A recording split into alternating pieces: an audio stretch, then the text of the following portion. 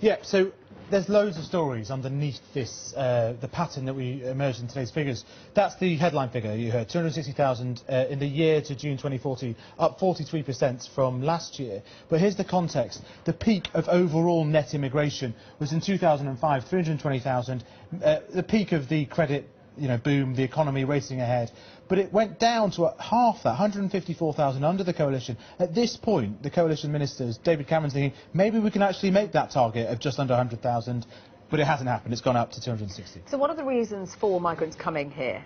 So you can work, basically, and you see this is immigration for work, and what you get is that's 247,000, the vast bulk of that 260,000, that's up from 202,000 last year, but interestingly the last highest figure was 246,000, so it's a record number of people coming to the UK to work. Now, is that good news, is that bad news? Some people will argue, well, jobs are being replaced. Others will say this is a consequence of a booming labour market. Economic prosperity, hand in hand, sucking people in, what they call pull factors. Where are they coming from?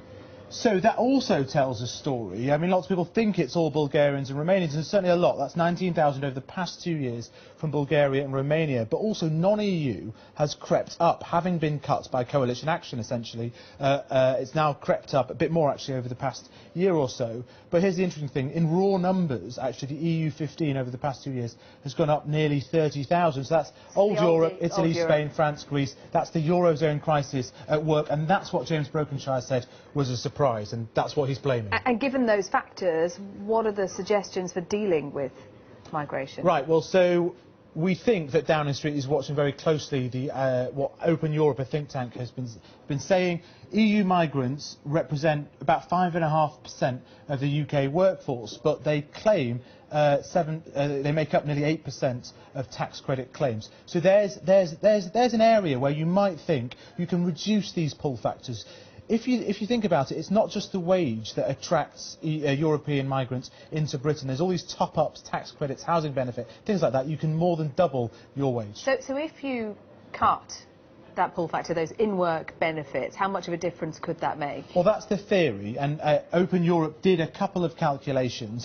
Let's take Bulgaria first. So you can more than double your wage, but if you add in the tax credits, it's nearly quadruple your wage coming from Bulgaria. You can see why Bulgarians would come. There's a real incentive to come. A real incentive to come, and even if they get rid of the tax credits, it's still there, really. Likewise, Poland, but it's obviously smaller than Bulgaria because they get paid more in Poland. It's still there. Interesting, Spain, and we've had a lot of migration from Spain because the Spanish economy has been doing quite badly. It's up by about 40% with those tax credits, but take them away and it's down by 8%. So you might argue that that reduces the incentive, but if there's no jobs in Spain, that incentive is still there. People will just want to get a wage, any wage.